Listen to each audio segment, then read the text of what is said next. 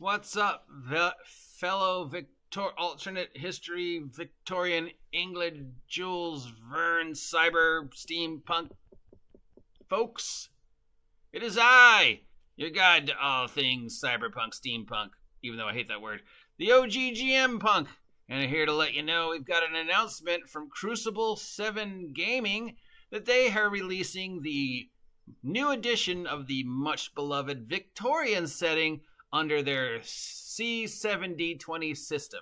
The C7d20 system is Crucible 7's attempt at a system post-January OGL Firestorm, where they're taking all the stuff and reiterating it so that Wizards of the Coast can't have any control over it, which is a whole separate bundle of steampunk to talk about. Anyways, Victorian might sound vaguely familiar to some of you. It is important is that it is one of the very first, if not the first, tabletop role-playing game that embraced the steampunk movement when it first came out. It was originally, I believe, carried by my friends over at Altasorian. It had a few other homes. Then it kind of disappeared as steampunk sort of petered out, even though people informed me that steampunk has never gone away.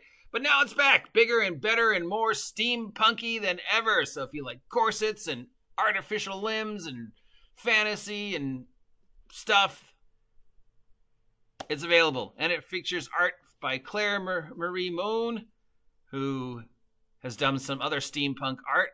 It's a D20 fantasy-based role-playing system that's familiar yet different, and it's got, of course, steampunk. You know, hot, attractive people with goggles and top hats and goggles on top hats and top hats on top hats.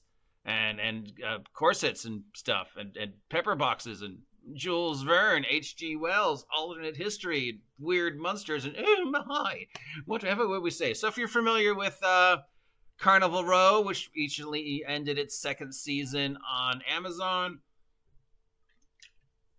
or Blood and Bone, or any of these other shows that have been on Netflix and Amazon, steampunk combines everyday Norman fantasy, elves, and magic with cybernetics, but sets it in a Victorian England industrial type society where the crazy ramblings of Jules Verne, H.G. Wells, Leonardo da Vinci led to an alternate history where the sun never set on the British Empire, and they have cybernetics, but they're steam-powered cybernetics. Oh, yes, and women in corsets.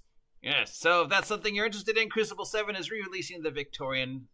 We'll follow it because it is kind of important to the steampunk movement, as it was, as far as I know, the very first role-playing game set in a steampunk-type era. It predates Eberron, I'm pretty sure, but I'm not exactly sure. So it's important to those people who are into the whole Victorian steampunk setting. I have mixed feelings about steampunk. I kind of like the aesthetic of steampunk. I just hate the name. But I am a huge Jules Verne's H.G. Wells fan. So, yeah. Mixed feelings about this. But, you know, it's got Frankenstein. It's got all that weird shit. And it's got, you know, guns and steam and robot dogs and unhappy-looking women and cybernetics that are made out of spare parts and, you know, British soldiers on dragons. What more could you want? So if you're curious about the Crucible 7 D20 system, if you're a fan of the steampunk, this might be something for you to pick up as soon as it is available. You can probably get it on the Crucible 7 site now or soon. I don't know the cost, but yeah, steampunk, Victorian, yeah, stuff.